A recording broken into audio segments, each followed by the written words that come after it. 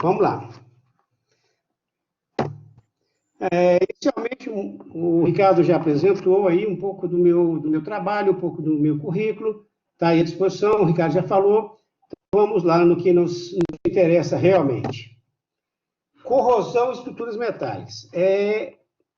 Vocês podem perceber que isso aqui é uma estrutura, e eu vou para frente fazer uma pergunta para vocês. Quantos anos que vocês acham que tem essa estrutura? Pelo nível de corrosão que ela está apresentando, pelo nível de degradação, qual a idade, Ricardo, que você poderia presumir que essa estrutura tem?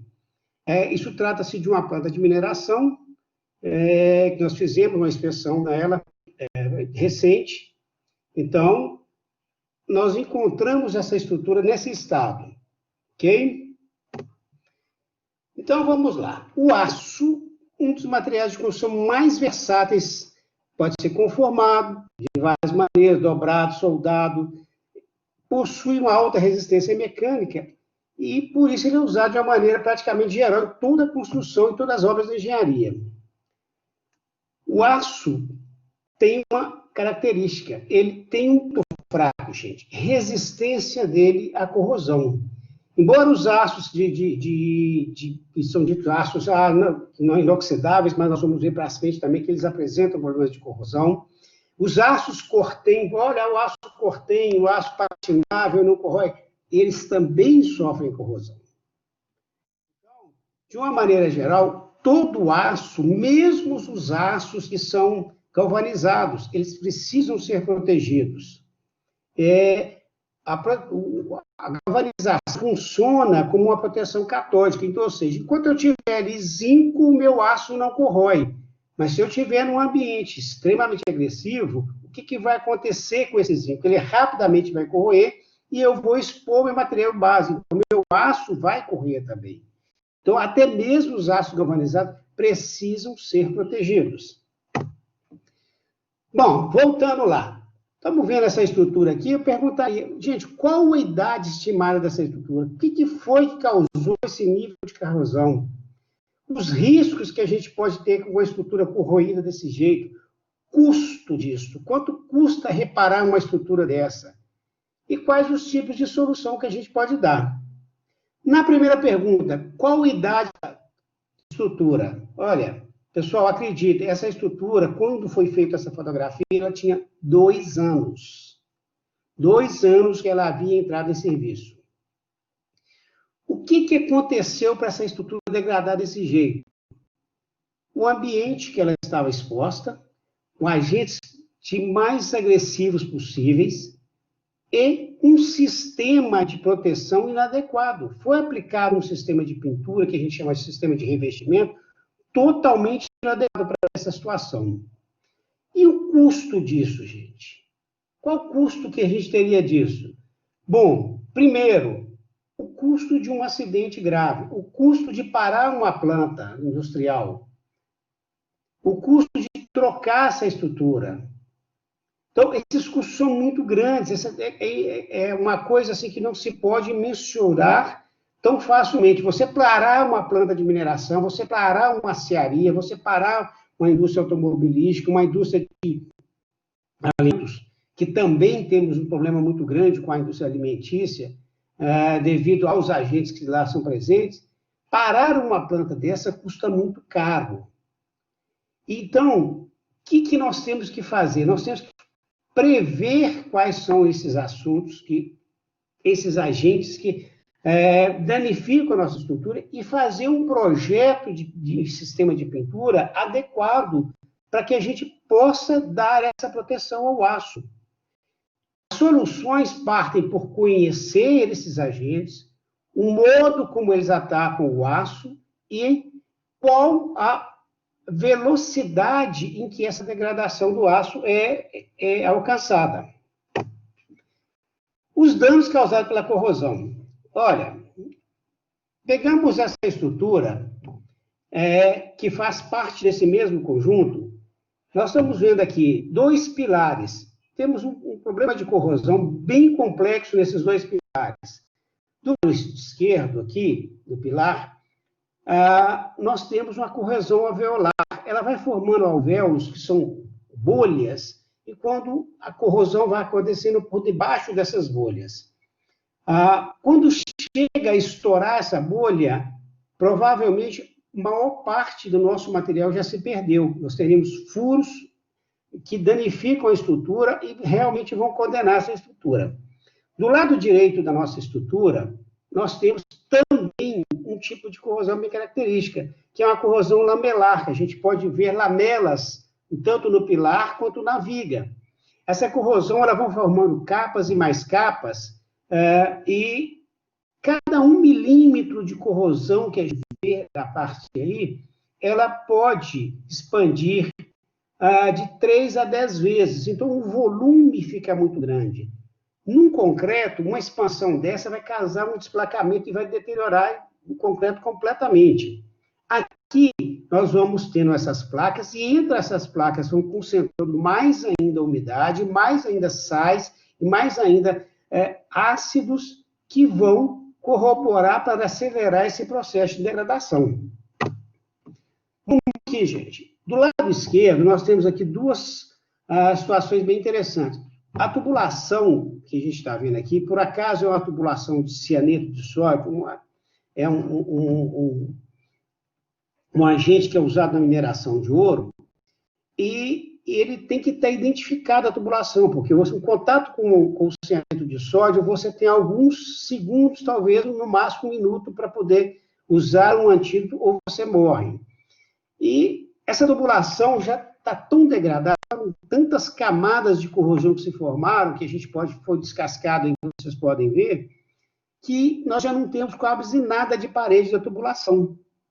Então, o dano causado por isso, além de ser um dano ambiental, há um dano também contra a vida humana. O dano material aqui seria o menor dos problemas, porque você substitui isso aqui, mas o dano ambiental e o dano à vida humana, porque o contato com essa substância é extremamente mortal. Então, foi aplicado um sistema de proteção que não é adequado para essa área. Do lado direito, mais uma vez, conforme já havia falado com vocês, os alvéolos, que são parecendo essas bolhas que vocês estão vendo aqui. Essas bolhas, elas também são oriundas de um processo de corrosão devido a um sistema inadequado de proteção, e são formadas essas bolhas. A corrosão acontece debaixo dessa bolha. Os sais são depositados, esses sais são hidratados. Neste caso, ali são alguns sais de enxofre, alguns sais de soda cáustica, alguns sais de ácido de cloro, e debaixo disso, esses sais são hidratados e formam uma verdadeira bomba de corrosão. Quando você estoura um alvéolo desse, a corrosão está aí debaixo, quase perfurando. Neste caso, esse tanque bege que nós estamos vendo é um tanque de concentrado de ouro. Ora, você imagina prejuízo que se teria de um tanque desse furar. Então, o processo de corrosão aqui está muito acentuado, e o risco de uma perda desse equipamento é muito grande. A corrosão também, mais uma vez, a corrosão lamelar. Gente, prestem atenção, isso que a gente está vendo com um buraco no meio aí é um pilar. E a gente está vendo também nas laterais esquerdas da figura esquerda as várias lamelas que estão sendo formadas. Esse pilar era um pilar de sustentação de uma correia transportadora. A correia ruiu. Então, paralisou-se uma planta que era o alimentador do moinho, porque essa corrosão foi tão severa que derrubou o pilar. Do lado direito, a gente pode ver já o pé desse pilar. Qual era o nível de degradação? O que acontece nessa planta de mineração? É um minério extremamente sulfetado, ou seja, rico em compostos de enxofre. Toda vez que você trabalhar com esse minério, e quando ele é hidratado, ele forma ácidos de base enxofre, ou seja, um ácido sulfúrico, um ácido sulfídrico, que são extremamente corrosivos. Então, a velocidade que se degrada essa estrutura é muito alta. Por isso que eu disse, aquela planta tinha apenas 2 anos de uso. foi feita uma especificação a não levar em consideração, quando do projeto, que havia essa possibilidade tão grande de corrosão. Na especificação também foi usado uma pintura, um sistema de pintura que era totalmente inadequado. Então, o que ajudou ainda mais a acelerar esse processo, porque formava-se a corrosão debaixo da película da tinta. E a película, formando a película, debaixo da película, com isso vai ocorrendo e a gente não pode ver, é muito grande. Quando você chega a notar, a estrutura já está perdida. Mais uma vez, olha aqui, os guarda-corpos, uma escada. Nós estamos vendo do lado direito o teto de uma parte chamada lixiviação, é onde o ouro é praticamente separado da parte da pedra. Porque ele é moído, a pedra, o minério é moído, e depois ele vai passando por vários processos, e esse é um dos processos que ele vai ser lixiviado. Então, os vapores, nesse são acrescidos várias substâncias, metabisulfito de sódio, soda cáustica, ácido clorídrico e uma série de outros reagentes, que até mesmo o sódio, para separar o ouro da rocha. E os vapores vão concentrando e vão acontecendo isso aí. Essa estrutura também, que é o teto, houve um acidente com um funcionário lá, graças a Deus não teve uma perda da vida, mas ele machucou, e tivemos que interditar essa área, porque o dano da corrosão já causado nisso foi muito grande. Vamos lá. Do lado esquerdo, também, mais uma vez, o suporte das estruturas, pilares, vigas e contravigas, também da mesma forma, já completamente corroídos. Havia uma corrosão de uma maneira geral aqui, e lá, especificamente nessa mina, nós tínhamos um problema muito grande, que durante a manhã havia um sol, por volta de meio-dia, chovia, ou seja, toda aquela poeira que era gerada durante a manhã, próximo ao meio-dia, chovia, virava aquele material hidratado, colava na estrutura, cheio de agentes patogênicos, e passava a tarde toda no sol. No final da tarde, chovia novamente. Essa é uma mineração de ouro no meio da selva amazônica. Então, teoricamente, é um lugar onde nós não teríamos poluição ambiental nenhuma advinda da urbanização. Mas a poluição ambiental aí, devido aos agentes da própria exploração do ouro e dos agentes usados para tratamento e retirada do ouro do minério, são extremamente agressivos. Do lado direito aqui, nós já podemos ver, não sei se vocês conseguem perceber, que parte da estrutura já foi totalmente corroída, que já perdemos os contraventamentos. Simplesmente desintegrou. A base dos tanques, vejam para vocês verem, estão totalmente corroídos. Não tem como mais. Essa base já foi colocada para fazer um reforço. E também a parte de concreto também está sendo atacada. Então, os tanques, neste caso, são tanques de fibra. Estão suportando, mas a estrutura de suporte do galpão que existia aí já foi totalmente degradada e corroída. Vamos lá. Aço inox. Todo mundo falou, olha, mas podemos trabalhar com aço inox, o aço inox não corrói? Gente, também corrói. Por incrível que pareça, o aço inox, quando você expõe ele à presença de ácido clorídrico ou do próprio cloro em si, o aço inox corrói. Nesse caso aqui, nós temos 2 tanques de inox, está aí até fotografado o material que estava dentro de cada um, que era o metabisulfito de sódio, e o outro era o sulfato de cobre. Mas aqui nós temos uma situação interessante, porque o tanque de aço inox, e soldado a esse tanque de aço inox, estruturas de aço carbono comum. Então, nós temos um processo de corrosão que é bem complexo, porque nós temos 2 massas de origem diferente. Uma que é um aço inox, que tem uma massa muito maior, e uma que é o aço carbono. Mas, por incrível que pareça, devido ao processo de corrosão e os agentes, o aço inox é que está se corroendo aqui. Vocês podem ver aqui do lado direito, deixa eu ver se eu consigo colocar meu mouse, se dá para vocês verem, do lado direito aqui, uma bolha enorme. Isso já é devido à corrosão que está se formando aqui, um alvéolo que está se formando aqui no aço inox.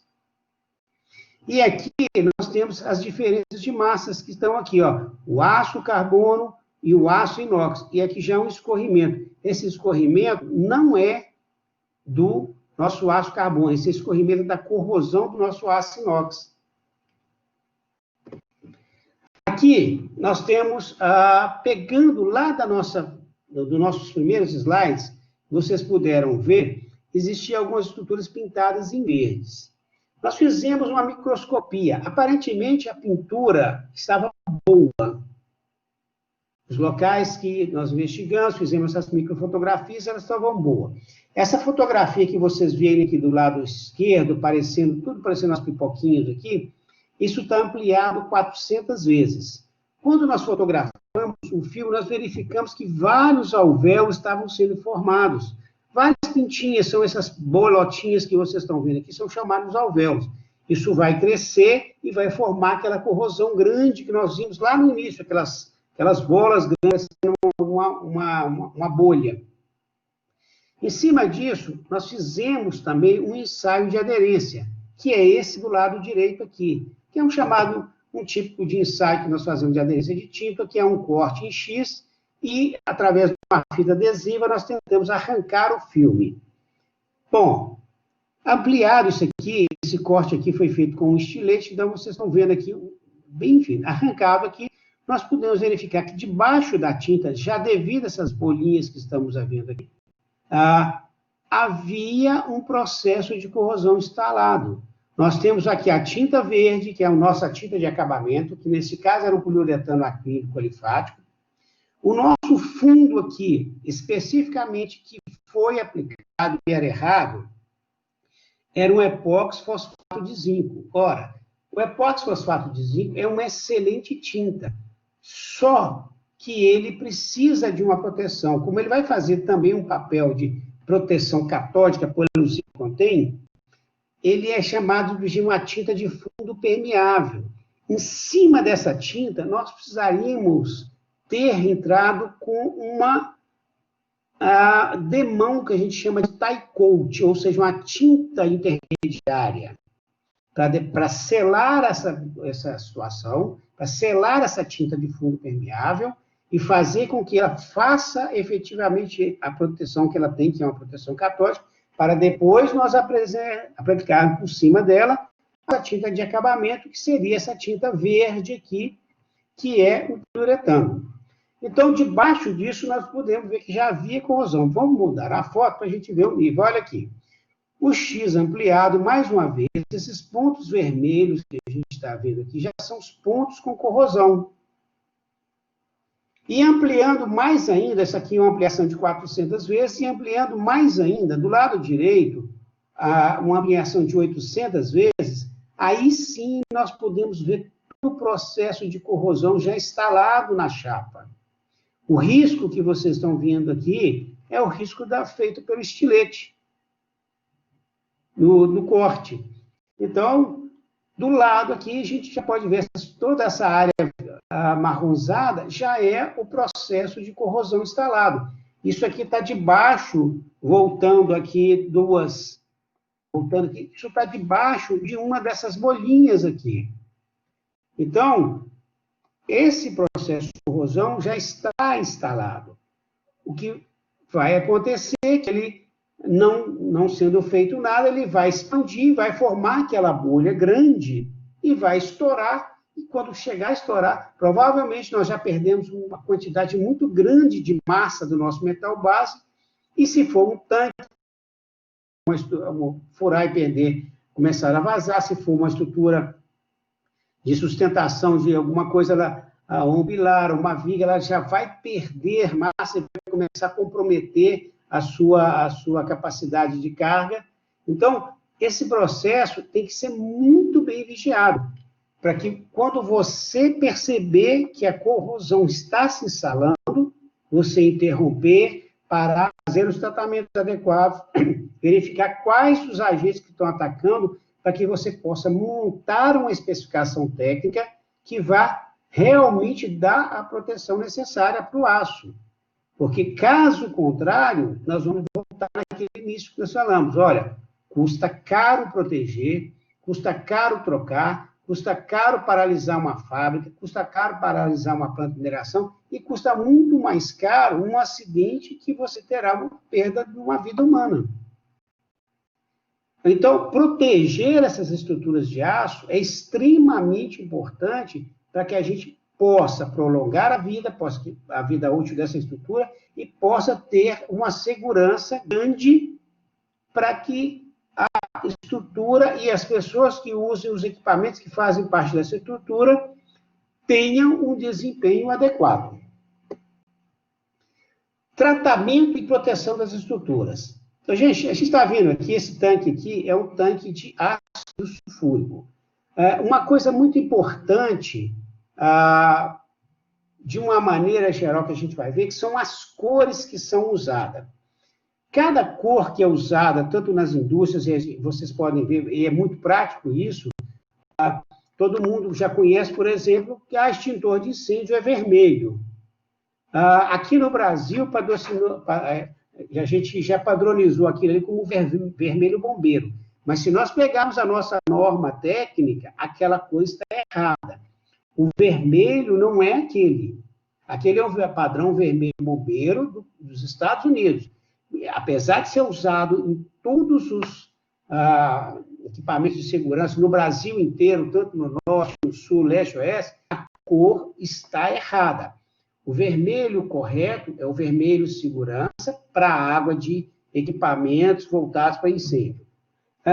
Outras cores, por exemplo, o verde, que a gente chama de verde 600 ou verde folha, é água potável.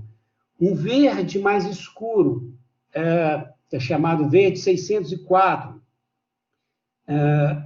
é para água industrial. Então, especificamente, quando a gente olha esse tanque aqui e vê, vocês podem, depois eu posso mandar para vocês uma codificação, o uso de cores na indústria de uma maneira geral, eu sei que, especificamente, dentro desse tanque da cor laranja, vai um produto ácido. Aqui em Minas, aconteceu há um tempo atrás, eu não sei se o Ricardo vai lembrar, um caminhoneiro chegou dentro da nossa companhia de tratamento de água e quis beber água. Acontece que, por um azar dele, ele estava gripado. Ele chegou, viu uma torneira, abriu e bebeu, só que era concentrado de cloro. O erro foi que não estava identificado corretamente. Então, toda substância cáustica ou que possível causticante, ela tem que estar identificada. A cor é púrpura. Então, quando vocês virem alguma coisa, alguma tubulação pintada em púrpura, alguma coisa pintada em púrpura, mantenham-se afastados. Laranjado, mantenham-se afastados. Na indústria, de uma maneira geral, todas as estruturas, elas têm essa codificação de cores, a codificação é padronizada, e isso nos leva a facilitar também a entender os ambientes que essas estruturas estão inseridas. E isso é importante para que a gente possa oferecer um sistema de proteção adequado para elas. Vamos à frente. Quem quiser, Ricardo, fazer uma pergunta, fique à vontade, que a gente pode interromper, que a gente está a tempo, tá? Não, ok, pode continuar. Tá. Quando a gente fala de pintura,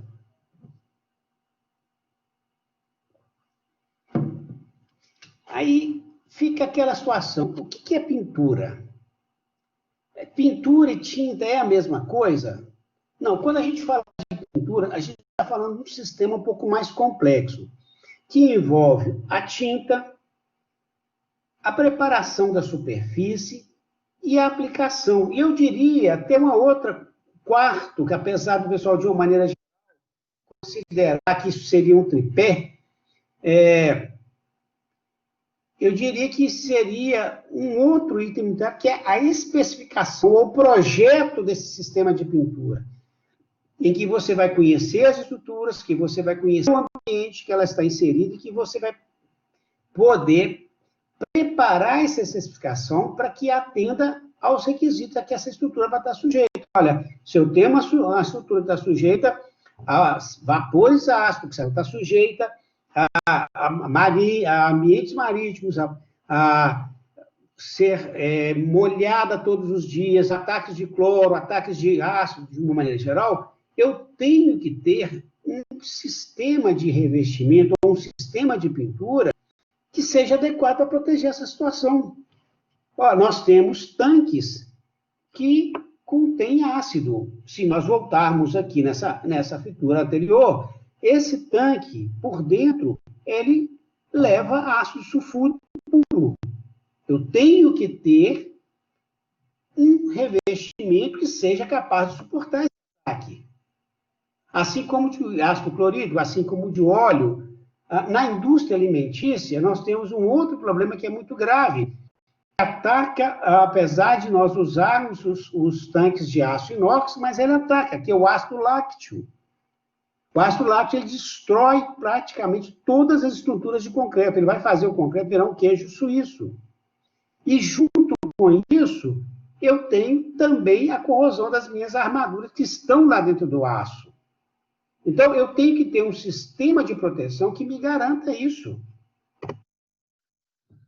E aí nós vemos, tinta e pintura é a mesma coisa? Claro que não. Tinta é um componente do sistema de pintura. O sistema de pintura é algo mais complexo, que envolve a tinta adequada, o preparo adequado da superfície e uma aplicação adequada. Vamos em frente. Então, quando a gente fala da pintura, nós temos 3 componentes. Eu já disse que eu tenho mais um, que seria a especificação, mas nós temos a tinta, o preparo da superfície. Deixa eu fazer uma coisa aqui, peraí. Aqui. O preparo da superfície, o que é esse preparo? Eu tenho que eliminar tudo que está contaminando a minha estrutura. Poeira, carepa de laminação, ferrugem antiga, pinturas antigas e a aplicação da minha tinta. A aplicação da minha tinta, eu posso ter vários componentes. Eu posso aplicar ela na pistola convencional, eu posso aplicar ela a rolo, eu posso aplicá-la com a pintura airless, eu posso aplicá-la com trincha. Então, cada uma das minhas aplicações vai depender do que eu preciso. Eu posso ter um sistema misto em que eu aplico a tinta com a pistola, mas eu tenho que reforçar os meus cordões de solda, que é uma área extremamente frágil nas estruturas, para que eu possa ter garantia que aquela área foi bem coberta. Ok? Falando de tinta, bem rápido, nós temos as tintas que são chamadas tintas convencionais, que é aquelas nossas antigas, que seriam os esmaltes sintéticos, as tintas óleo antigamente. O que eu tinha naquilo lá? Eu tinha o pigmento, a resina que eu tinha e mais a parte de solvente. Esse solvente era para poder permitir que a tinta se espalhasse, o alastramento da tinta. Nas tintas antigas, lá da época das pinturas medievais, quem vai se lembrar, era usado o óleo. O óleo de baleia, óleo de uma maneira geral, óleos de animais, porque esse óleo, eu dissolvia meu pigmento e nesse óleo, que fazia o papel da resina, não tínhamos lá a parte solvente, mas eu fazia papel da minha resina. Esse óleo oxidava em contato com o ar e com a luz solar, e com isso eu retinha o meu pigmento. Isso ainda é usado até hoje, as pinturas a óleo, embora já acrescido algumas resinas, como as resinas ofitálicas, as resinas alquídicas, as resinas acrílicas de uma maneira geral. Mas ainda temos, e é uma característica que vocês podem perceber da tinta a óleo, é aquele cheiro forte, ela demora para secar, ela fica ali melando muito tempo, ela fica cheirando muito tempo. Essa é uma tinta que cada vez mais não está sendo usada. Nós passamos, então, para as nossas chamadas tintas modernas. que é chamadas de baixo VOC. VOC é compostos orgânicos voláteis. É uma sigla em inglês que, em português, é chamada COV, compostos orgânicos voláteis. O que são os compostos orgânicos voláteis? São os ossos solventes, cetonas, o xilol, toluol, água ras, thinner, de uma maneira geral. Ainda nessa tinta, nós ainda temos o pigmento e temos também a resina. Quais são as resinas? São várias. Resinas acrílicas, pode ser resinas epoxídicas, pode ser resinas poliuretânicas, pode ser resinas orfitálicas. Uma série dessas resinas compõem essa tinta. Mas a principal característica dela é que eu tenho nessa situação pelo menos 30% de solvente. Se a gente comparar com a tinta anterior, nós tínhamos 70% de solvente. O que quer dizer isso? Que quando eu pinto a minha estrutura, somente 30% vai ficar depositado, o resto vai evaporar. Quando você pensa, por exemplo, numa tinta acrílica, as de melhor qualidade que nós temos para pintura de parede, que é tanto no Brasil como fora, nós temos nessas tintas, vamos citar nomes, a Metalatex, acrílico prêmio, a Souvenir prêmio, qualquer uma dessas tintas prêmios. Acreditem se quiser, aquelas tintas, elas têm no máximo 35% de sólidos por volume. O que quer dizer isso? Que quando eu pinto, 35% só que vai virar película, vai virar filme, vai ficar depositado. O restante vai evaporar. Então, se numa tinta de parede, eu estou ali fora, eu estou pagando pelo menos 70% de água, a um preço de mais ou menos R$400 a lata. Então, nós estamos perdendo muito dinheiro.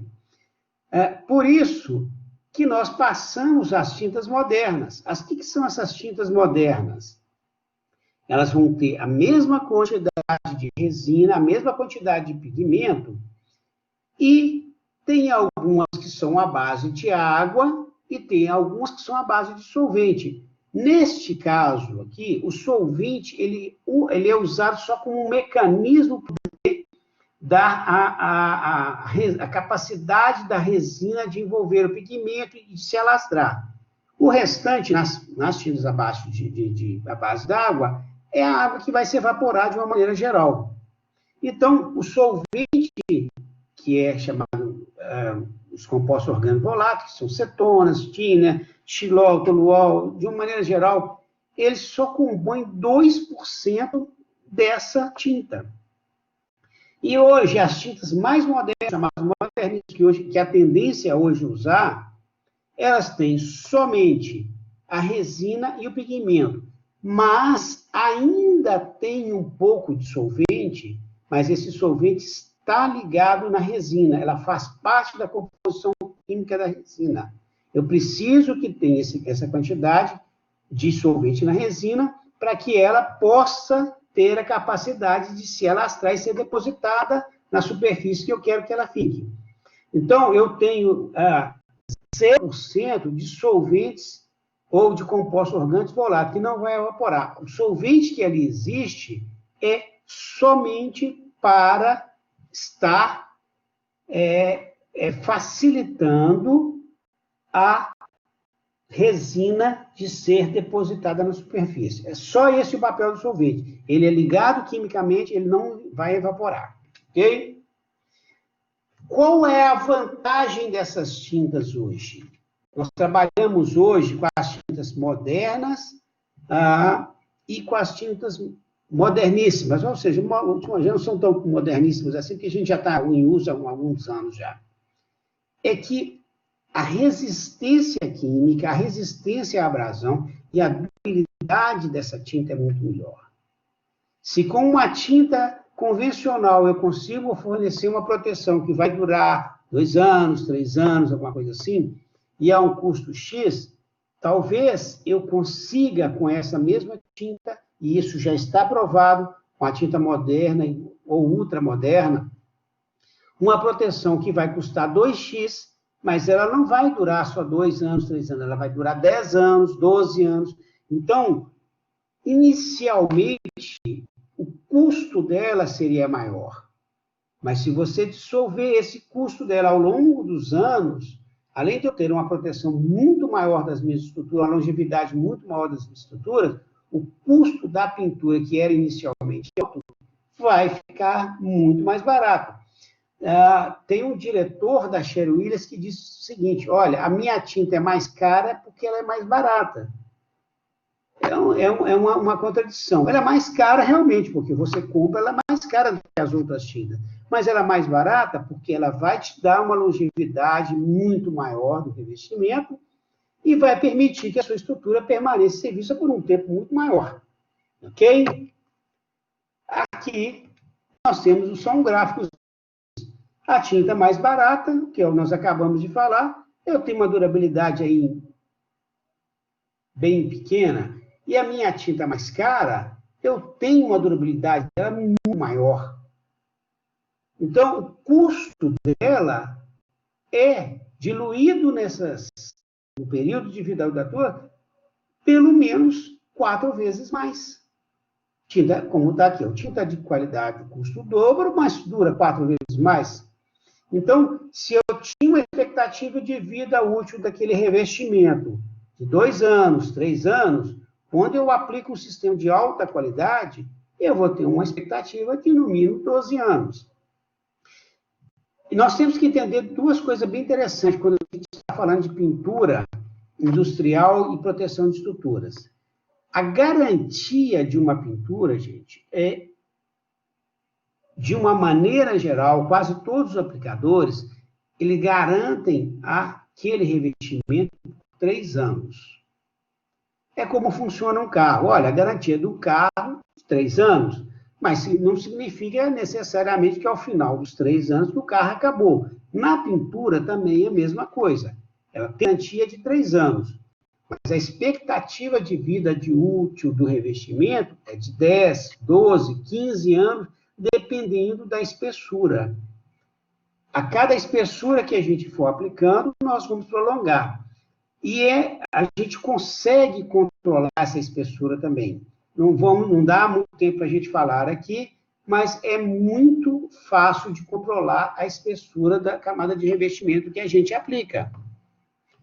Então, esse controle dessa camada de revestimento é que nos permite também prolongar a vida útil das nossas estruturas. Vamos lá. Preparação da superfície. Nós estamos vendo aqui um tanque que está novo, recém-fabricado, todo azulado. Essa camada escura que nós estamos vendo aqui em cima é uma carepa de laminação.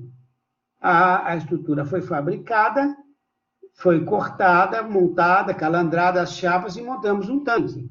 Agora, tem que se fazer preparação para isso aqui. Especificamente, cada um desses tanques que você vai usar, como eu já disse anteriormente, nós temos que saber qual a utilização dele. É um tanque de quê? Vai ser para minério, vai ser para combustível, vai ser para água, vai ser para qual a utilidade desse tanque? Então, baseado nisso, nós também vamos fazer a nossa preparação de superfície, que pode ser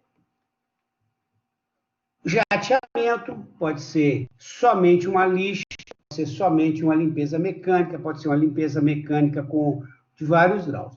Quando a gente pega uma chapa nova, nós temos 4 classificações universais do grau de intemperismo dessa chapa.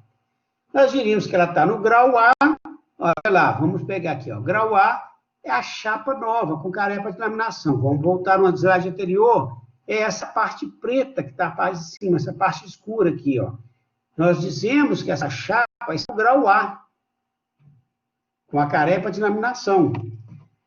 Se a chapa já passou por um processo e ficou exposta há um tempo, nós diríamos que ela está no grau B, de corrosão. Voltando à nossa figura anterior, seriam essas chapas mais do meio. Essas chapas do meio já perderam a carepa de laminação, elas já estão num processo de corrosão no grau B. Não necessariamente que esse processo de corrosão aí está prejudicando a chapa, nada ainda, nesse processo ainda não. Avançando um pouco mais, nós temos um processo que já não aparece no nosso tanque, mas nós já vimos em figuras anteriores, está no grau C de corrosão. Era uma chapa nova, ela nunca foi pintada, ficou exposta ao tempo e ela já começa a fazer um processo de corrosão. A gente olha assim, aquela ferrugem já está solta, a gente já não vê a chapa original nem nada. No processo de corrosão, no grau D, isso sempre a gente partindo de chapas novas, que nunca receberam a proteção.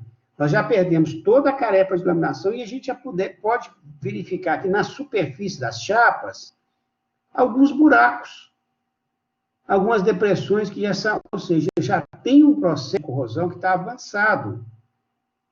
Pelo perfil aqui de baixo da figura D, nós já podemos ver que toda a carepa de laminação foi embora e essas partes em azul rachulhada aqui, a gente percebe que a corrosão já está comendo o meu metal base, o meu metal útil, a minha espessura, a minha camada útil da chapa. Então, baseado nisso aqui, é que eu vou dizer quais os processos de limpeza que eu quero ter. Para que eu possa preparar a minha superfície para poder aplicar o meu sistema de pintura, o meu revestimento. Eu não posso, em hipótese alguma, chegar e pintar em cima dessa carepa de iluminação, de jeito nenhum. A carepa vai implodir e vou perder minha pintura. Da mesma forma, eu não posso nem pintar nem na B, nem na C e nem na D. Eu tenho que preparar a minha superfície para que eu tenha uma superfície adequada para aplicar no meu revestimento, para que esse revestimento tenha uma performance adequada. Então, carepa de laminação não pode ser considerada uma proteção. Ou, em outras palavras, é um revestimento protetivo? Não. Carepa é dura, tem dureza equivalente a uma vidia, que já sabe o que é a vidia, não acompanha os movimentos do ar, fica totalmente quebradiça e destaca. A proteção que ela fornece é curta e depende do ambiente que está você inserido a corrosão. Ah, mas aí vão me perguntar, e o aço patinável? E o aço cortês? Da mesma forma, ele tem um processo de corrosão superficial, só que essa carepa dele é maior, tem uma espessura um pouco maior, então ela faz a proteção do aço, desde que este aço esteja inserido num ambiente em que eu não tenho um nível de agressão muito alto. Porque se eu tiver um nível de agressão muito alto, essa carepa que é de laminação dele lá do aço cortês ou do aço patinal, ela rapidamente vai se perder e aí sim eu vou começar a ter uma corrosão no meu metal base. Eu vou começar a corroer meu substrato, o meu aço vai começar a perder espessura. Só uma questão só para poder a gente falar, que não podemos entrar muito nisso, os graus de preparação da superfície são padronizados. São padronizados pela ISO, pela SSPC, pela NACE e pela BNT. A ISO todo mundo já conhece, a SSPC é um organismo americano também, eu sou inclusive filiado a ele, que prepara as normas de pintura. A NACE também o North American Civil Engineering, que é o órgão que prepara normas, e a nossa ABNT. Para cada um deles, nós temos o padrão de limpeza. Ora, se nós fizermos uma limpeza lá da superfície, nós vamos ver logo à frente, que dependendo do grau de corrosão que a gente encontra, qual o tipo de limpeza que nós vamos poder utilizar e qual o nível de limpeza final que nós vamos obter com aquela ferramenta. Então, estou padronizado aqui ST2, SP2 e na BNT a norma NBR 15239 que estabelece lá. Limpeza motorizada ou limpeza mecânica, jateamento ligeiro, jato comercial, jatamento ao metal quase branco e jatamento ao metal branco. Essas preparações são padronizadas para quem trabalha na área de estruturas metálicas, é muito comum e é fácil. Eu posso depois mandar para vocês qual é o tipo e qual é a equivalência de cada um na norma brasileira e como vai ficar a estrutura depois que você fizer as preparações.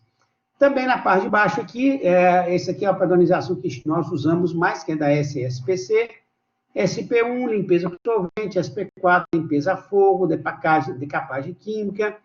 Você deixa, por exemplo, no 9, em temperismo e Jata Brasil, você deixa a chapa lá, por exemplo, aquela chapa nova lá, você deixa ela ao tempo, ela vai começar a corroer a carepa de laminação, que é muito dura, é chato de tirar no qualquer tipo de limpeza, e depois você vem e faz a jateamento. O SP11, que é limpeza mecânica, e o SP12, que é limpeza com hidrojateamento. O hidrojateamento está cada dia mais sendo usado, mas o equipamento é muito caro. Uma estação de hidrojateamento hoje é muito cara, então ainda é viável nós trabalharmos com jato abrasivo. Para a limpeza das superfícies, usamos ferramentas manuais. O que nós temos? Martelo, talhadeira, espátula, escova de aço. Isso a gente vai aplicar, vai esfregar até a gente tirar toda a ferrugem solta, ou toda a carepa da laminação, e depois fazer uma limpeza com solvente para tirar os resíduos, ou de óleo, de poeira, que ficaram depositados lá. Detalhe, nunca usar estopa. Jamais usar estopa. Estopa é uma coisa que não se usa nem na pintura de casa, nem na pintura industrial, de jeito nenhum. Hoje, consegue se comprar com resto de fábricas de costura, chama trapo costurado. É a melhor coisa para se fazer. Não deixa fiapos, não deixa linha nem nada.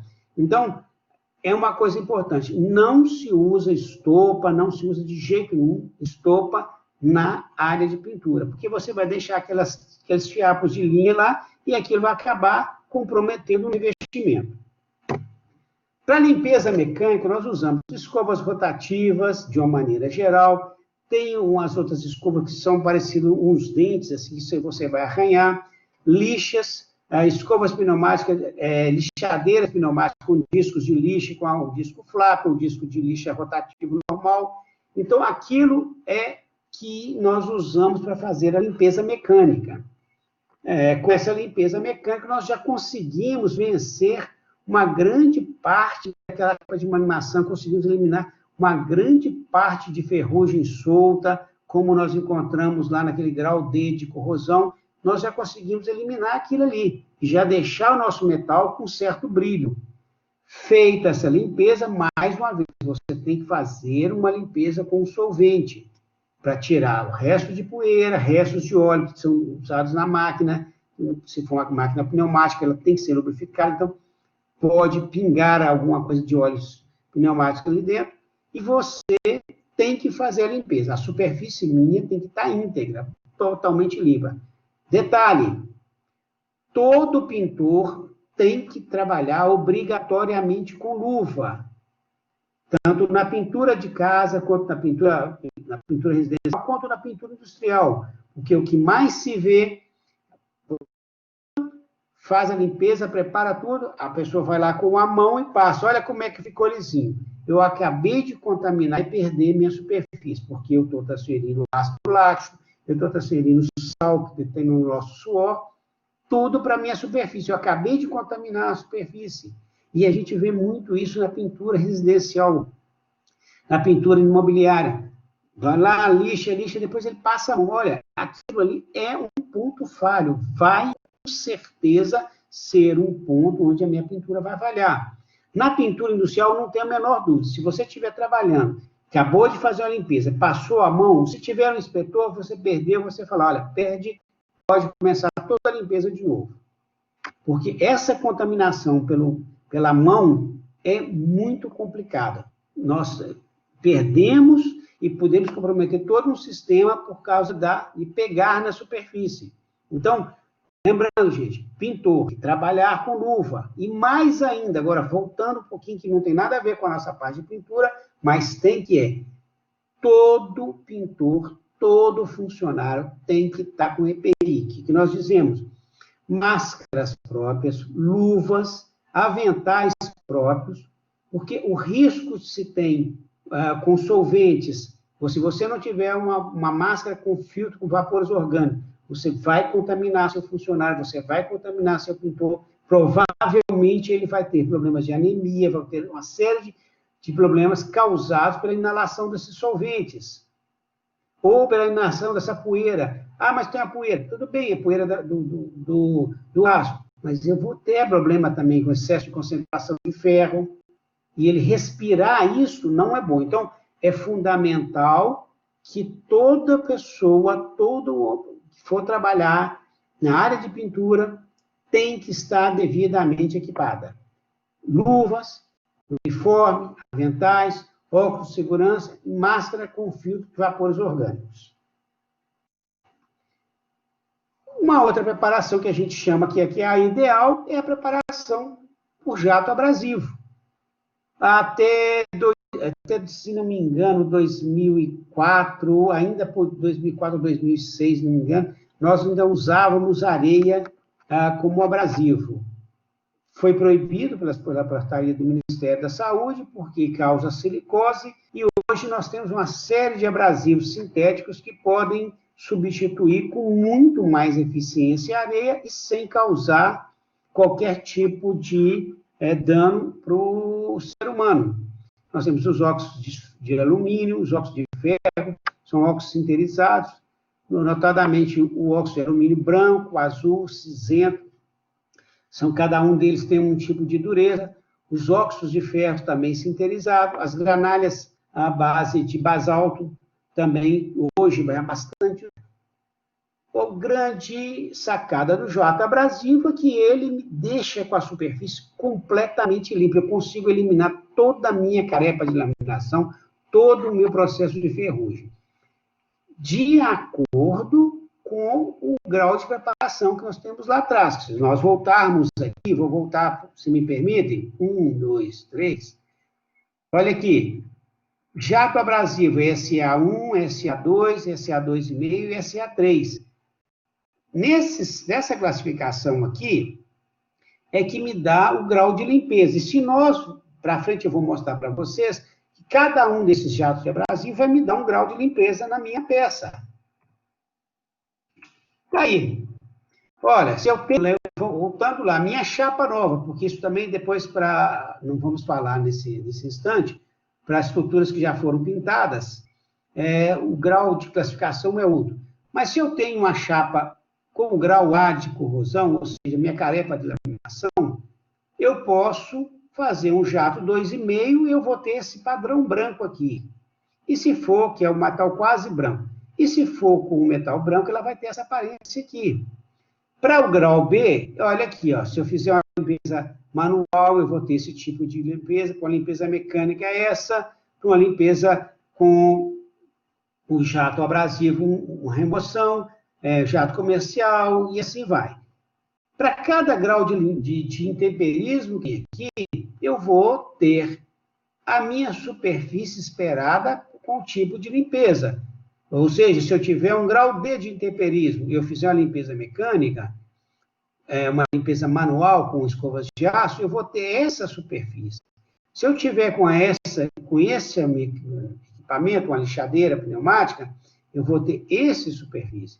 Se eu fizer um jato simples, eu vou ter essa aqui. Se eu fizer um jato comercial, é isso aqui.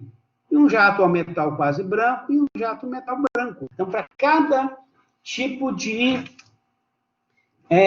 corrosão, eu tenho uma superfície a ser esperada se eu usar um determinado equipamento para limpeza. Por que isso é importante? Ora, quando nós especificamos as pinturas, o que tem mais importante nisso? Tem tinta que eu não posso aplicar sobre uma superfície com limpeza manual. Tem tinta que eu só posso aplicar com a superfície preparada por jato. Tem tinta que, quando eu aplico ela para, por exemplo, um pigmento convertedor, eu posso aplicar até um grau de intemperismo, se ela foi jateada e pintada. Se, por exemplo, ela foi limpa com a ferramenta, ela está no grau CSA, SA1. Comercialmente, a gente vê muito assim, você pode aplicar, tem uma tinta aí, Ramerite, pode pintar sobre ferrugem. Na verdade, não pode pintar sobre ferrugem. Ela também não é uma tinta, não pinta ferrugem, ela faz a ferrugem virar tinta. Ora, eu queria ter realmente esse dom de pegar aquela ferrugem e fazer virar tinta. Na verdade, essa tinta que é comercial, não estou falando mal da tinta, que é uma boa tinta, para aplicações domésticas, você tem que tirar aquela corrosão solta, aquela ferrugem solta, limpar, e aí sim nós teríamos uma situação de intemperismo, que estaria aplicado aqui como um ST2, aí eu poderia, claro, aplicar essa tinta. Eu não tenho mais uma corrosão solta, não tenho mais aquela fuligem de ferrugem solta, eu posso aplicar a tinta. O que ela faz é exatamente isso.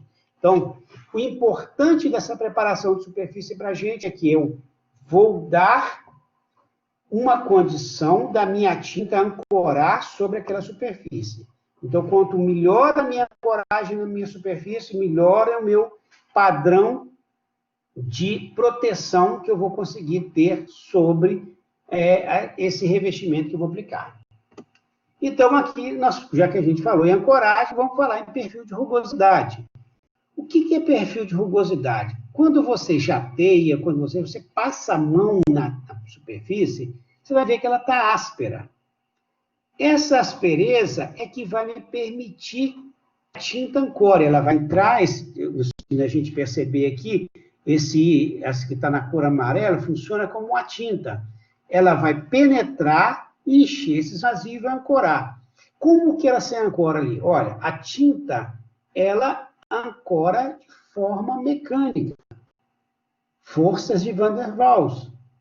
Ela não tem uma ligação iônica, nem covalente, nem nada com metal. São situações diferentes. Eu tenho uma situação que é um metal e o outro que é um plástico, um polímero, por assim dizer. Então, eu não consigo ligar. A única ligação que vai existir entre eles é uma ligação mecânica. E ela vai entrar e ter essa interação mecânica. Então, eu preciso que tenha um perfil de rugosidade para ela ancorar. Se eu tiver uma superfície totalmente lisa, a minha tinta não vai ancorar. Haja visto, por exemplo, vocês tentarem pintar em cima de um vidro, você consegue raspar com facilidade. Gente, existe tinta para pintar em vidro que me dá ancoragem também, tá? Mas, de uma maneira geral, o vidro seria uma superfície lisa. Eu não consigo pintar. Então, se eu tenho uma superfície como essa da primeira figura aqui, com a rugosidade excessiva, imagine que um filme de tinta que, quando eu pintar, ela não consegue cobrir esses picos maiores. Então, eu vou ficar com esses picos descobertos. O que vai acontecer? Isso vai oxidar. Se, por outro lado, eu tenho do lado de cá, do lado direito aqui, ó, um perfil com a rugosidade insuficiente, aquilo que eu disse, eu não vou ter uma boa ancoragem, essa tinta não vai conseguir segurar bem ali. Então, ela vai soltar com facilidade. E do lado, por fim, aqui, eu tenho um perfil de rugosidade alto, ou seja, eu tenho os dentes. Isso, quando nós colocamos o microscópio na superfície, que a gente tem microscópios para poder ver a superfície, nós conseguimos ver exatamente essas serrinhas aqui assim, que é a impressão que o abrasivo faz na superfície do aço. Então, esse seria um perfil adequado, em que eu posso ancorar minha tinta, em que ela vai ter uma boa coragem, ela vai ter uma boa resistência mecânica para ficar presa na superfície, ok? Aqui, nós temos uma outra possibilidade de limpeza, que é chamado hidrojateamento. Hoje é muito confundido. Eu fiz um hidrojateamento. Bom, na verdade, o que a gente chama de hidrojateamento, de baixa pressão, a gente começa com 10.000 PSI, 10.000 libras. É um jateamento de baixa pressão. Abaixo disso, é considerado lavagem com alta pressão, não jateamento. Porque o meu jateamento tem que ser capaz de remover a pintura antiga, remover a corrosão que está por baixo. Um detalhe, o hidrojateamento não me dá perfil de rugosidade. É isso que nós vimos aqui anterior, ele não consegue gerar esse perfil de rugosidade. Ele consegue arrancar a tinta velha que está lá, que já está com problemas de se destacando, e consegue arrancar aquela ferrugem solta. Mas se nós verificar mais, Se arrancou a ferrugem solta, eu não vou ter perfil de rugosidade. Temos sim, porque se nós voltarmos à nossa figura inicial, olha aqui, qualquer uma dessas aqui, eu tenho uma certa porosidade, uma certa rugosidade na superfície. Se nós pegarmos aqui o grau D, grau ST3, ST2, até mesmo aqui no SA 2,5, que é uma superfície bastante corroída, nós temos sim uma rugosidade causada pela corrosão. Então, quando eu faço o hidrogeteamento, eu arranco a minha tinta velha, exponho no local que a tinta ainda está boa, o meu perfil antigo, e nos locais onde a tinta ainda já não tem mais e instalou-se o processo de corrosão, eu exponho faço toda a limpeza e consigo aquele perfil que está lá. Eu tiro a corrosão solta e consigo expor, ok? Aqui, da mesma forma que nós temos um padrão para o jateamento abrasivo e para a limpeza manual, nós também temos um padrão para o hidrojateamento.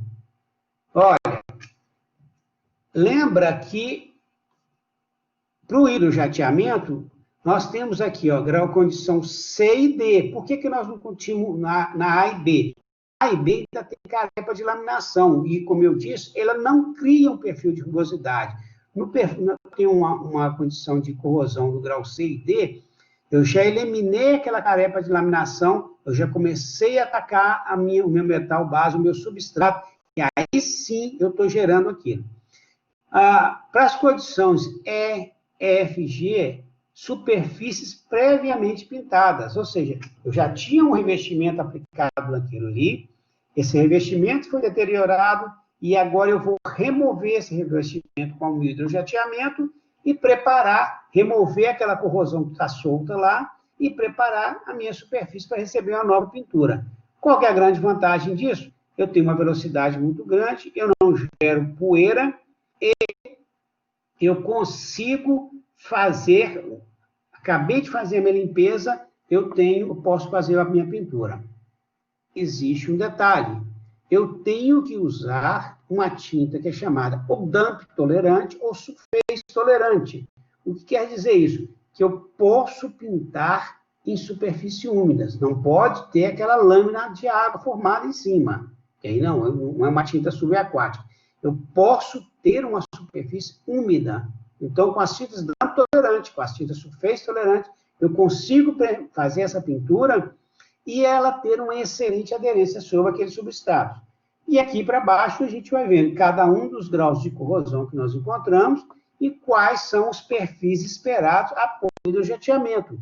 Da mesma forma, as classificações estão aqui, ok? Vamos lá, no item. Aplicação de tinta, gente. Então, se nós já pegamos a nossa superfície, fizemos a preparação da superfície adequada, já temos a nossa especificação de pintura adequada. O que é essa especificação de pintura? Ela vai me dizer o seguinte, olha, o seu ambiente é esse, você vai ter que aplicar uma tinta de fundo, provavelmente uma tinta intermediária e uma tinta de acabamento. Feita a especificação de pintura e nós vamos, então, a partir desse momento, feito a preparação, aplicar a pintura, ok?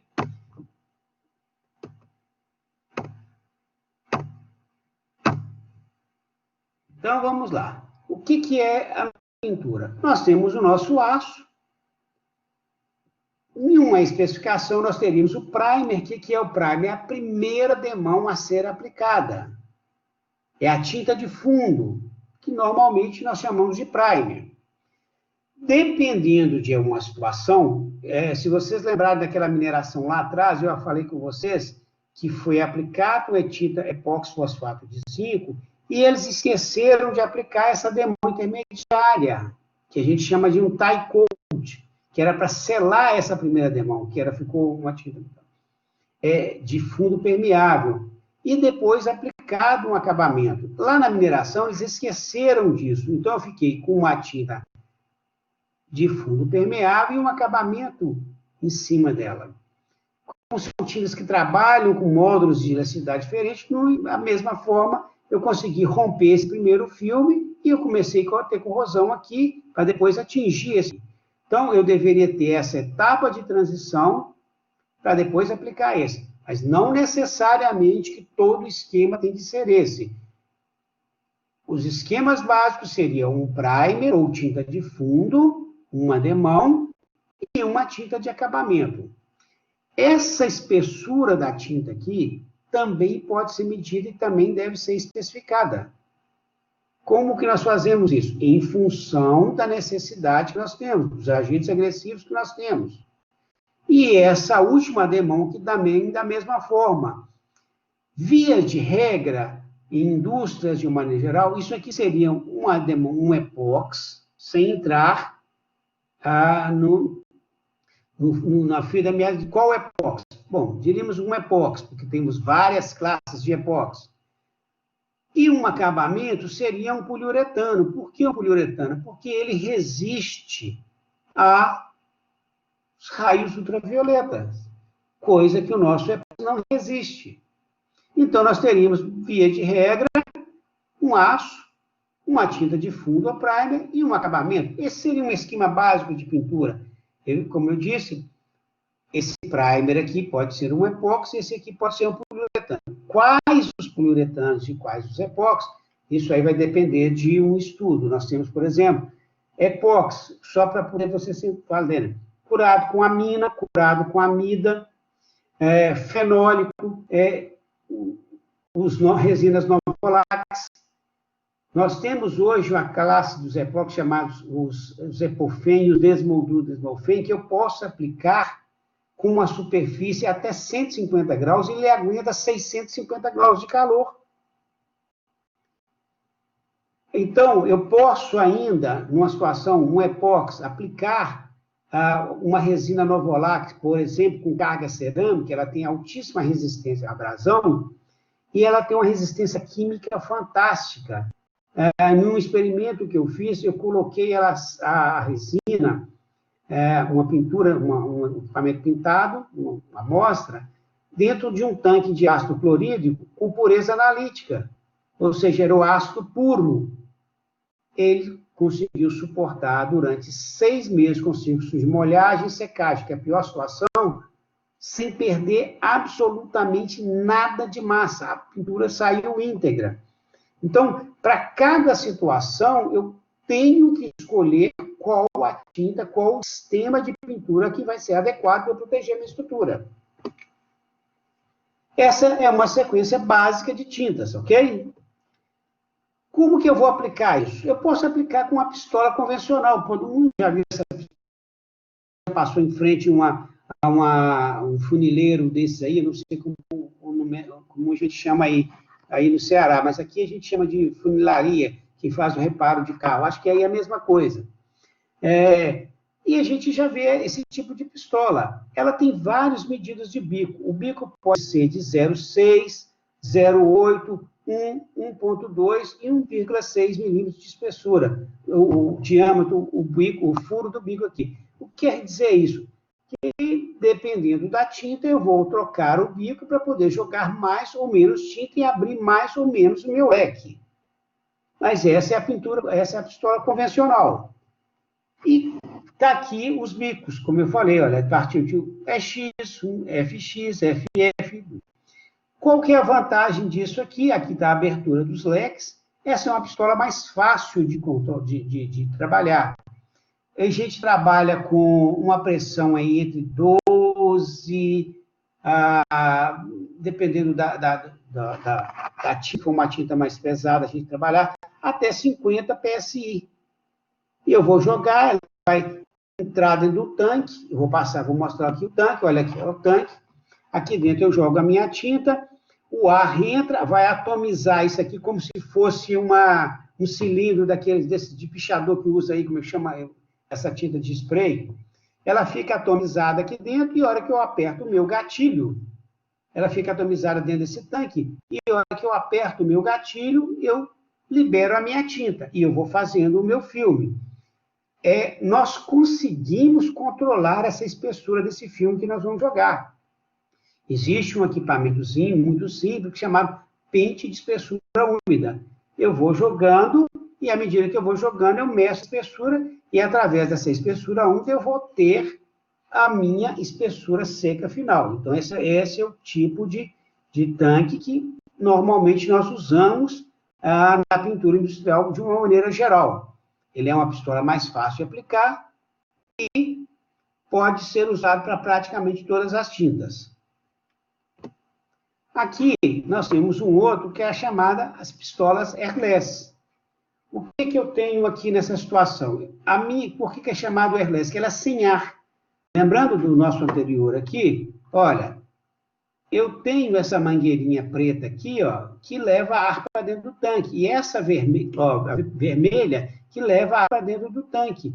E essa preta aqui, ó, que vai sugar, ou seja, que vai servir para a condução da tinta.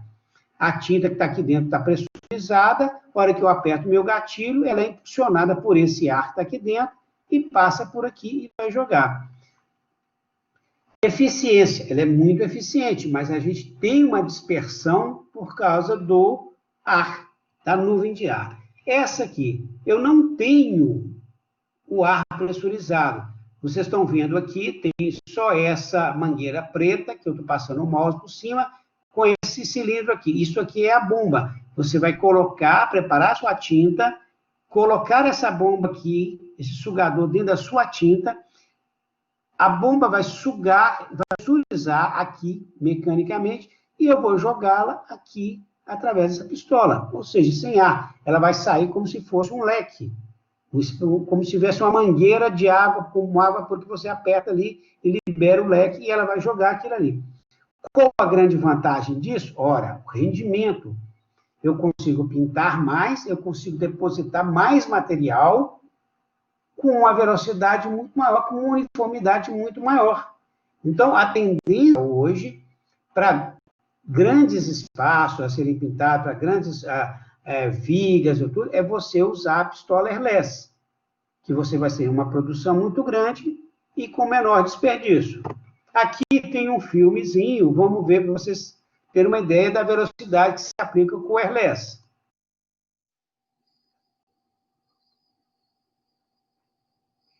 Eu consigo, com um pintor, já com a superfície preparada, pintar aí em torno de 500 metros quadrados dia.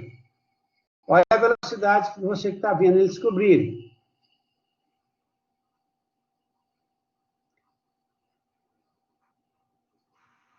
Ok? Então, essa é a grande vantagem do airless. Você pinta, consegue cobrir grandes áreas, depositar grandes quantidades de tinta. Tem situações que nós precisamos de cobrir e a espessura da tinta é muito grande. Com aquela pistola convencional, eu não consigo. Eu consigo jogar aí 150, no máximo 200 micrômetros de espessura. Com isso aqui, eu consigo jogar 600, 800 em uma única demão. Então, a vantagem de você usar airless é isso. Agora, quero chamar a atenção aqui, vou repetir o filme mais uma vez. Prestem atenção no pintor. Ele está usando luva, um macacão, um Tyvek para proteger todo o corpo, óculos e a máscara com filtro para vapores orgânicos. Então, mesmo que você vá trabalhar com a pintura a rolo ou com trincha, gente, tem que usar. Tem que usar os equipamentos, ok? Vamos lá. Comparando aqui, a pistola convencional, arco primeiro, pressão de 30 libras, pressão do tanque de 30 libras, o ar atomiza a tinta e depois a gente vai jogando. Na pistola airless, nós trabalhamos de 3.000 a 7.000 libras. Maior rendimento, maior espessura por camada de mão. Pode não ser necessária diluição, ou seja, eu não preciso nem diluir a minha tinta, eu posso colocar lá dentro e colocar para poder trabalhar direto. Ok?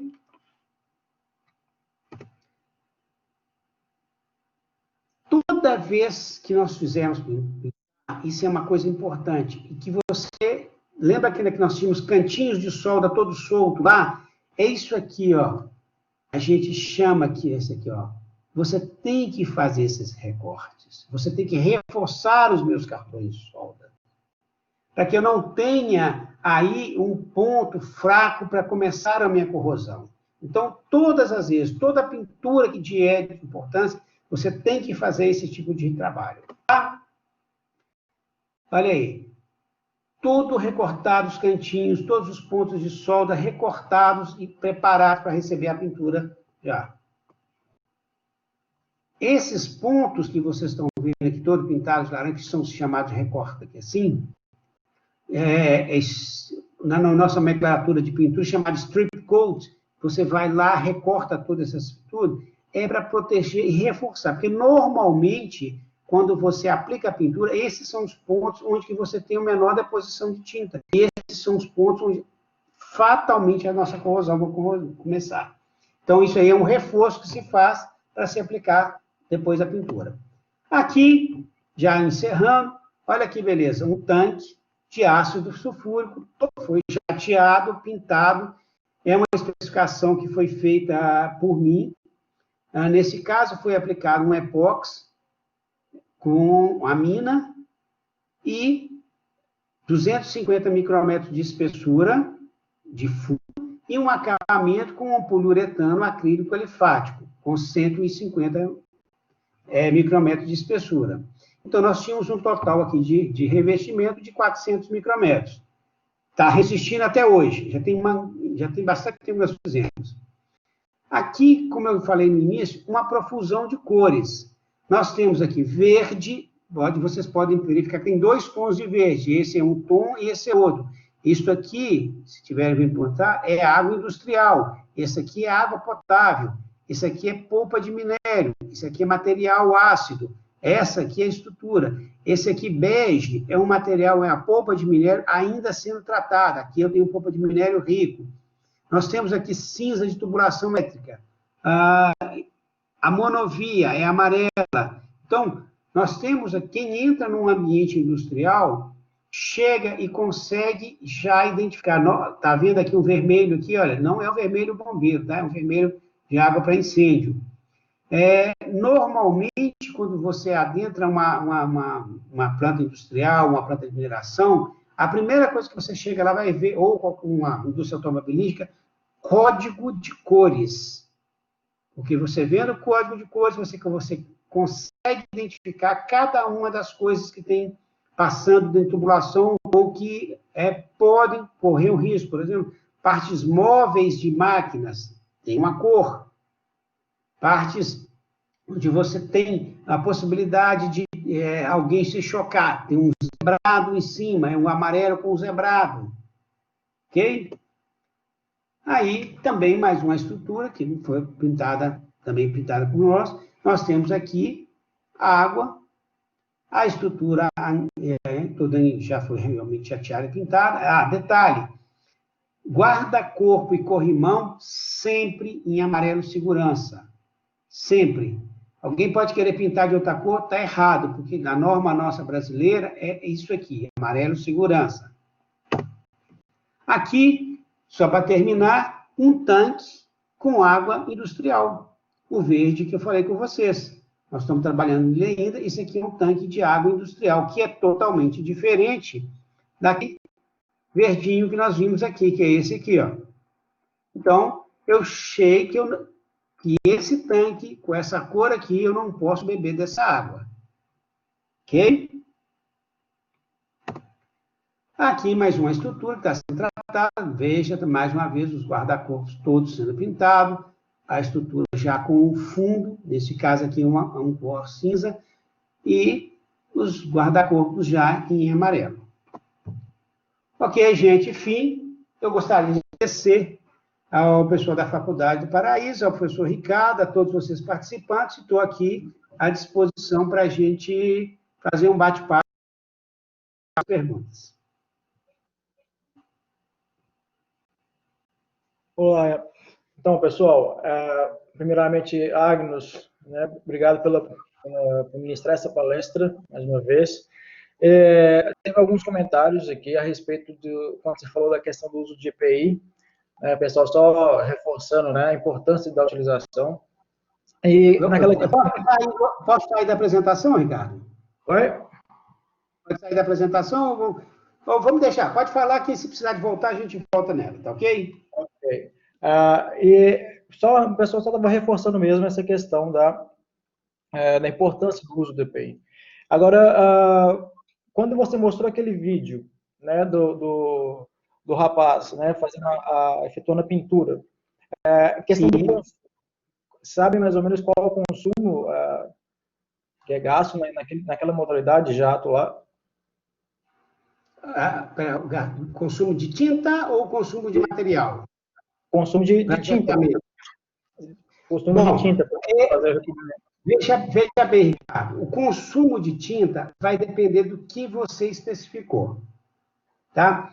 Então, por exemplo, teoricamente, o meu consumo de tinta, teoricamente, não, na prática, o meu consumo de tinta está relacionado à minha rugosidade, que eu preparei a superfície. Então, se eu preparo uma superfície com a rugosidade inadequada, eu vou ter um consumo muito maior.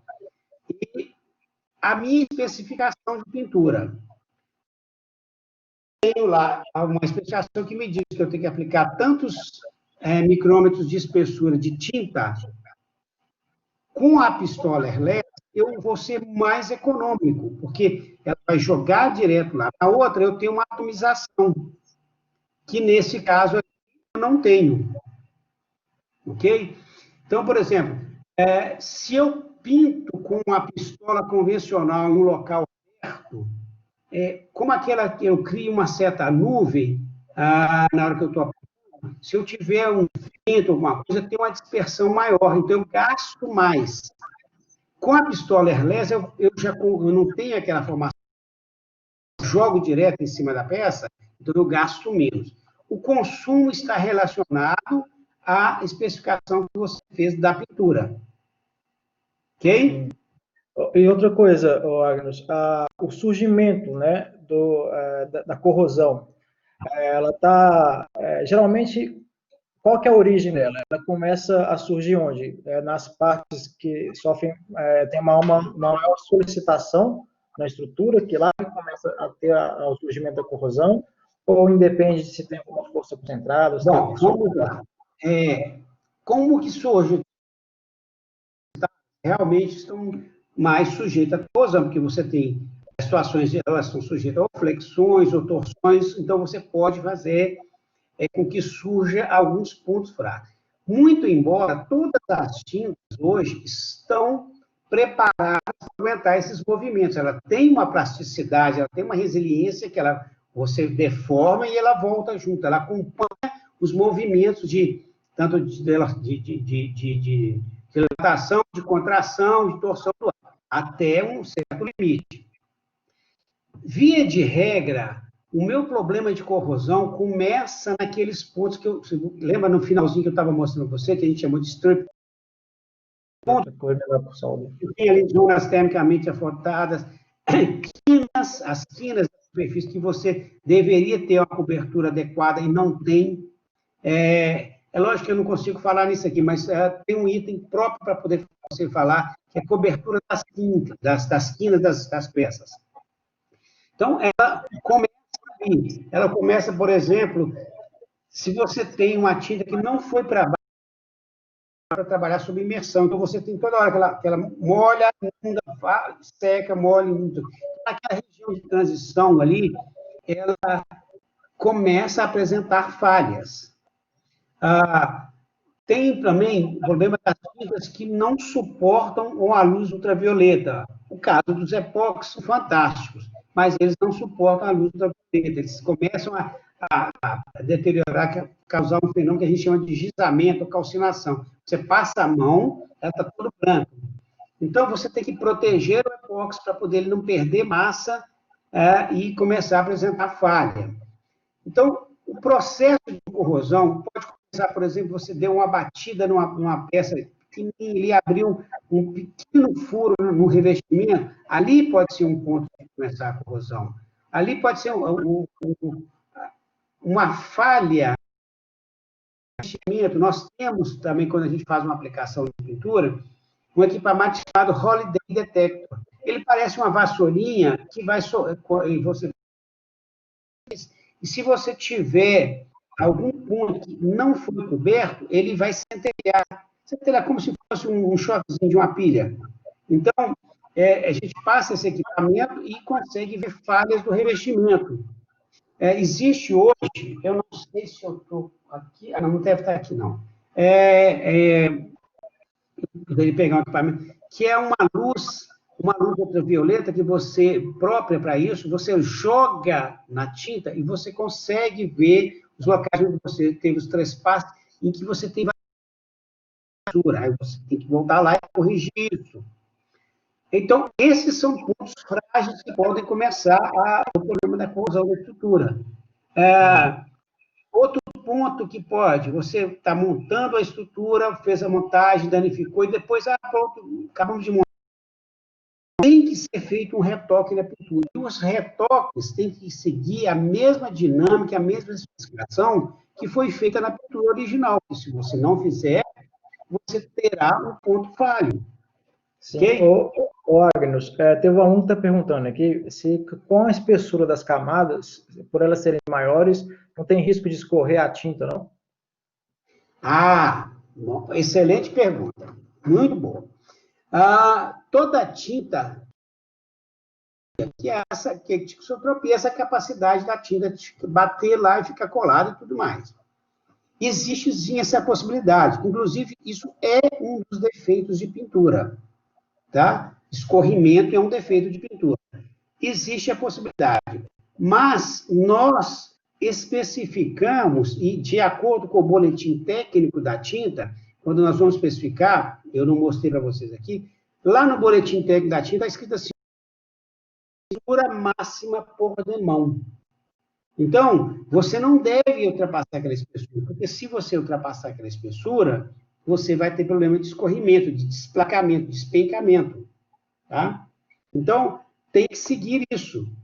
Cada tinta tem essa qualidade. Se você pode chegar lá, tem na ficha técnica da tinta uma condição de você falar, olha, eu posso aplicar no máximo isso, porque se passar isso, eu vou ter que problema de escorrimento. Também tem a questão da diluição. Se eu precisar diluir essa tinta, eu mudo as características dessa tinta. Ok? Ok. Agnus, então, mais uma vez, eu queria te agradecer, em nome da Faculdade Paraíso aqui de Ceará, pela sua participação. Espero que, futuramente, né, a gente possa estar mantendo esse vínculo, esse contato, e você possa, né, ministrar outras palestras com outros temas, já os alunos perceberem que esse tema é bastante amplo, né, para ser condensado em apenas esse intervalo de... Então, mais uma vez, eu agradeço em nome da faculdade, da direção acadêmica, da coordenação, e os alunos também, só para te falar, nós tivemos, basicamente, em média, 60 alunos assistindo a sua palestra, tá? Então, fico muito feliz. E bastante elogio. Estou à disposição, aí ficou meu contato aí, pode, como eu disse, pode entrar em contato, pode me mandar WhatsApp, pode me mandar e-mail. Se eu não tiver condições de responder no horário, eu respondo depois, mas eu sempre responderei. Ok? Ok. Fique à vontade. Boa noite, convidado, estou à disposição. Ok. Boa noite para você, então, Agnus. Boa noite para todos os alunos. Boa noite, agradeço, pessoal. Um grande abraço para todos. Um abraço, pessoal. Tchau, tchau.